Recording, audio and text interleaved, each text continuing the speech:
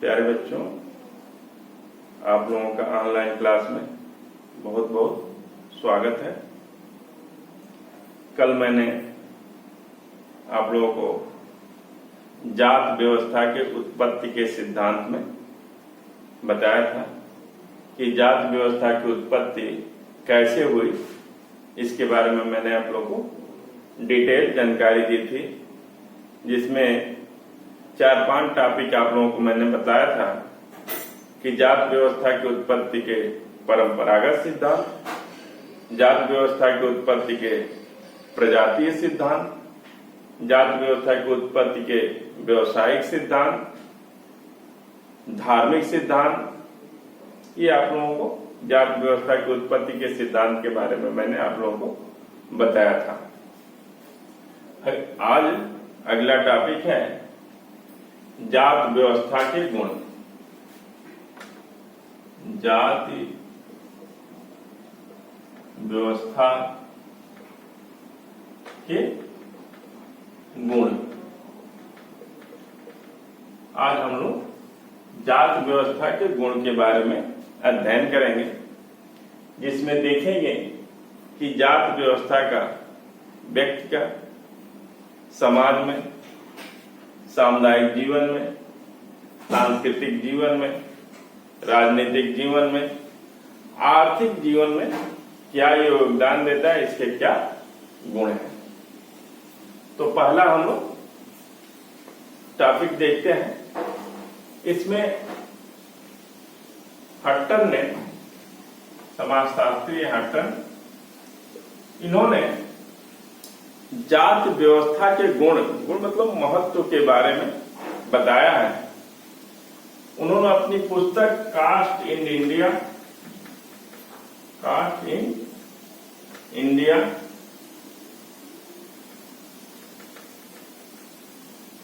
उन्होंने अपनी पुस्तक कास्ट इन इंडिया में जात व्यवस्था के क्या गुण है, क्या महत्व है, इसका व्यक्ति के जीवन में, समाज में और सामुदायिक जीवन में क्या महत्व है, इसके बारे में इन्होंने बताया है। इन्होंने मेनली 3 हेडिंगों के तहत या 3 पॉइंट के तहत इसका जिक्र किया है। पहला पॉइंट है सामाजिक जीवन में जाति का कार्य, या पहला टॉपिक लेते हैं सामाजिक जीवन में, या पहला टॉपिक लेते हैं कि व्यक्तिगत जीवन में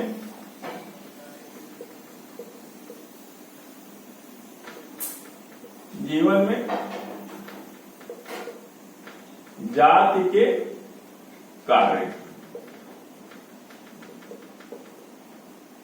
व्यक्तिगत जीवन में जाति के कार्य।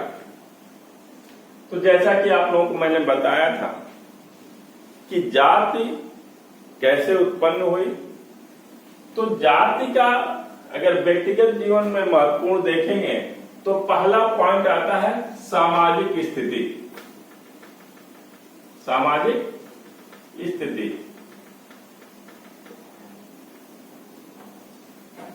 सामाजिक स्थिति, क्योंकि जाति के द्वारा व्यक्ति के जीवन का या उसकी स्थिति का निर्धारण होता है। इसमें मैंने आप लोगों को बताया था कि व्यक्ति का जिस जाति में जन्म होता है उसी जाति के अनुसार उसकी सामाजिक स्थिति निर्धारण होती है। जैसे अगर वो ब्राह्मण है, कुल में पैदा हुआ है, तो उसकी सामाजिक स्थिति ऊपर है। अगर क्षत्रिय परिवार में जन्म पैदा हुआ है तो उससे थोड़ी सी नीचे। फिर उसके बाद से वैश्य परिवार में पैदा हुआ है तो उसका भी थोड़ा नीचे।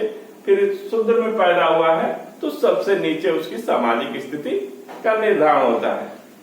तो व्यक्तिगत जीवन में जात का जो पहला कार्य है इस सामाजिक स्थिति का निर्धारण करती है। फिर उसके बाद से इसके तहत देखेंगे कि जाति के द्वारा विवाह के नियम भी तय होते हैं। जाति के द्वारा विवाह के नियम,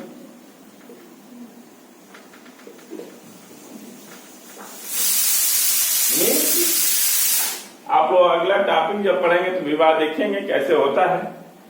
क्योंकि जाति के द्वारा विवाह के नियम का मतलब यह है कि अपनी ही जाति में व्यक्ति को विवाह करना रहता है, दूसरे जाति में नहीं कर सकता है। तो व्यक्ति के विवाह के नियम भी जाति के ही द्वारा तय हो जाती है। अगर इसी के अंतर्गत दूसरा टॉपिक ले तो सामाजिक संपर्क। सामाजिक संपर्क जाति के ही द्वारा व्यक्ति का सामाजिक संपर्क, किस व्यक्ति से आप संपर्क रख सकते हैं, किस व्यक्ति से नहीं रख सकते हैं, ये आपके जाति के ही द्वारा निर्धारित कर दिया जाता है। फिर अगला पॉइंट लेते हैं, बेरोजगारी की समस्या का हल। बेरोजगारी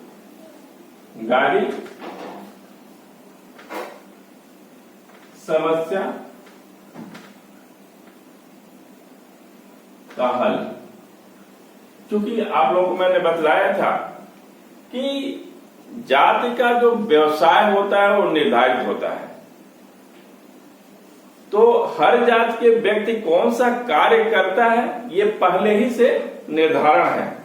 अगर पहले ही से घर का लड़का जो जातीय आधार पर व्यक्ति कार्य कर रहा है उसी कार्य को में लग जाएगा तो बेरोजगार नहीं होगा।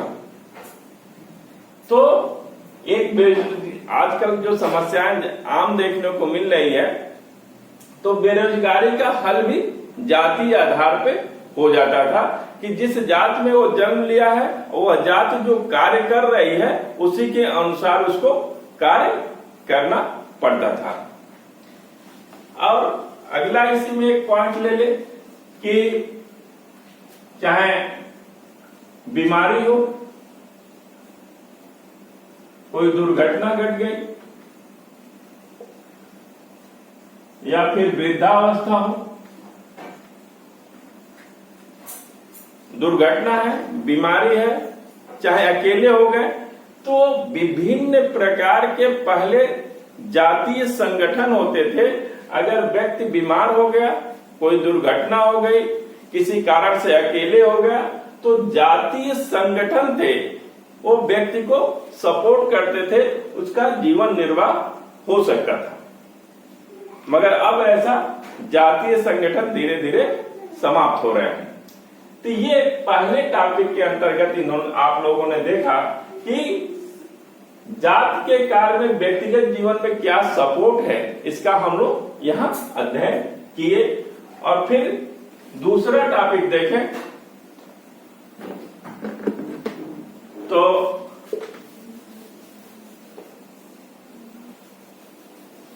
टॉपिक का हम लोग अध्ययन कर रहे हैं जिसमें यह देखेंगे कि जात के द्वारा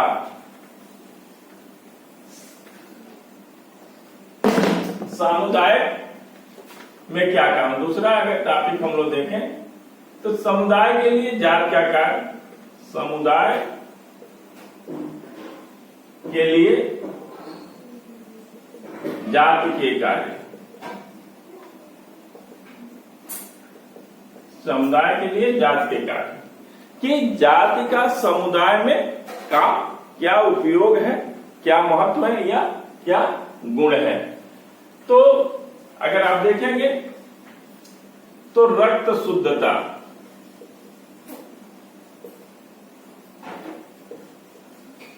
रक्त शुद्धता समुदाय में, जाति में चूंकि अपनी ही जात के अंतर्गत शादी करना होता था या उसमें भी बहुत सारे नियम हैं कि अनुलोम विवाह करना है, तो जात के अंतर्गत अगर शादी हो रही है तो उसकी रक्त की शुद्धता बनी रहेगी, किसी प्रकार से मिश्रण नहीं आएगा।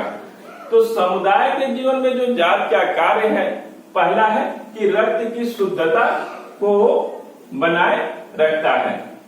दूसरा देखेंगे कि जो जातीय आधार पे एक पीढ़ी से दूसरे पीढ़ी के जो लक्षण होते हैं, एक पीढ़ी से दूसरे पीढ़ी, एक पीढ़ी से दूसरी पीढ़ी तक उसके लक्षण ट्रांसफर होते रहते हैं। जो हेरिडेटरी कैरेक्टर होता है तो उसका एक स्वाभाविक है कि जिस पीढ़ी में जो व्यक्तिगत मतलब जाति आधार पर जो व्यक्ति का निर्धारण है तो उसमें जो लक्षण है वो अगले पीढ़ी तक चले जाते हैं और शुद्धता के द्वारा। फिर दूसरा टॉपिक है इसी के अंतर्गत, तो ये देखेंगे कि सामुदायिक जीवन, सामुदायिक जीवन संगठित होते हैं। तो जात के द्वारा, अपने ही जात के द्वारा सब लोग संगठित होते हैं, अपने में संगठित, अपने सुख दुख में सहभागी होते हैं। तो सामुदायिक जीवन में इसमें सरल होता है, तो इसमें सामुदायिक जीवन भी सरल होता है, संगठित होता है कि सभी को साथ लेके चला जा सकता है। जो आज के समय में बहुत व्यक्तिवादिता बढ़ गई है क्योंकि सामुदायिकता का धीरे धीरे ह्रास हो रहा है, तो इससे एक फायदा होता है कि सामुदायिक जीवन भी संगठित होते हैं। फिर आप देखेंगे कि उत्सव, त्योहारों या कार्यक्रमों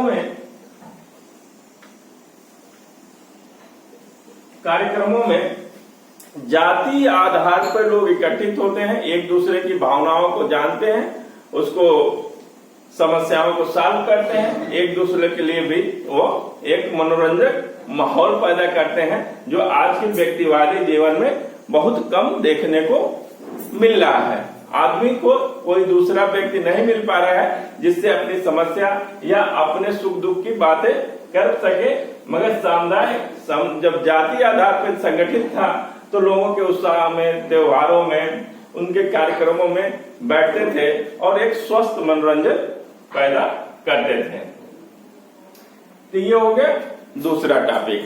दूसरे टॉपिक के तहत आप लोगों ने देखा रक्त की शुद्धता, एक पीढ़ी से दूसरे पीढ़ी से उसके लक्षण का ट्रांसफर होना, सामुदायिक जीवन को संगठित बनाए रखना, फिर उसके बाद स्वस्थ मनोरंजन, उत्सव त्योहारों में उसके मिलजुल के कार्य करना।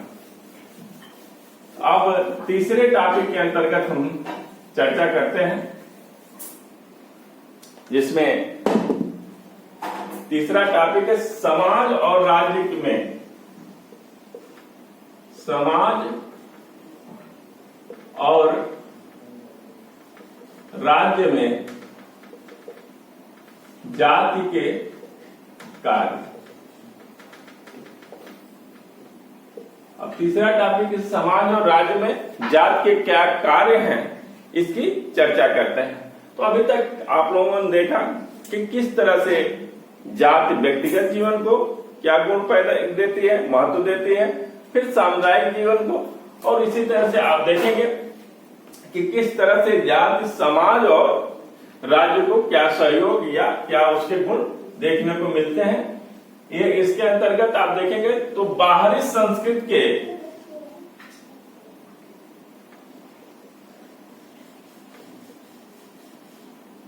बाहरी संस्कृति को प्रभावी नहीं होने देती है। अगर जातीय संगठन मजबूत हैं तो जैसे पश्चिमी संस्कृति है या अन्य संस्कृतियां हैं, यहाँ पे धीरे धीरे हावी हो रही हैं, अगर ये बाहरी संस्कृति को हावी नहीं होने देती है, अपनी संस्कृति को बनाए रखती है, पहला टॉपिक। फिर दूसरा अगर हम देखें तो सामाजिक एकीकरण, जात के द्वारा लोगों का सामाजिक एकीकरण होता था। देखिए, जाति जब उत्पन्न हुई तो लोग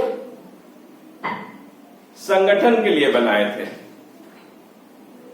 जाति की जो उत्पत्ति हुई तो संगठित होने के लिए बनाया गया था, मगर ये धीरे धीरे या वोट की राजनीति ने या व्यक्तिगत भावनाओं ने या अन्य चीजों ने इसमें बहुत सारे दरार पैदा कर दिए। बाकी शुरू में जो जात की उत्पत्ति थी वो सामाजिक एकीकरण बनाए रखने के लिए किया गया था।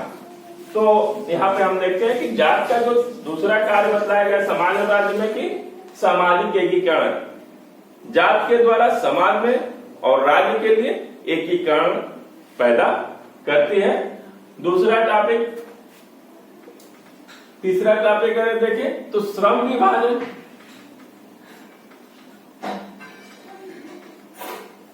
और विशेषीकरण।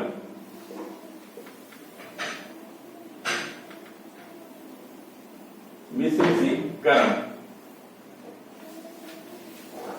आप ये जानते हैं कि जाति का व्यवसाय निर्धारित होता है।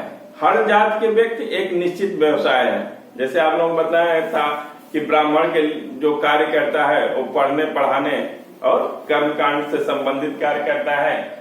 क्षत्रिय इसमें जो कार्य करता है वो राजा का कार्य करता है, या सीमा की सुरक्षा काम करता है, या प्रजा की सुरक्षा का कार्य करता है।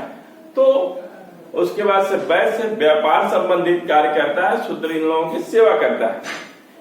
तो श्रम विभाजन लोगों के कार्यों का बंटवारा पहले से बना हुआ है, तो श्रम विभाजन में हो जाता है। और लोग जब एक तरह का कार्य करेंगे तो उसमें विशेषीकरण होगा, उसमें वो धीरे धीरे और कुशल होते जाएंगे।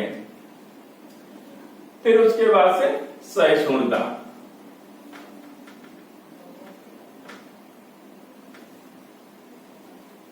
सहिष्णुता तो जातीय एक और कार्य है जात का समाज और राज्य के लिए कि सहिष्णुता पैदा करती है।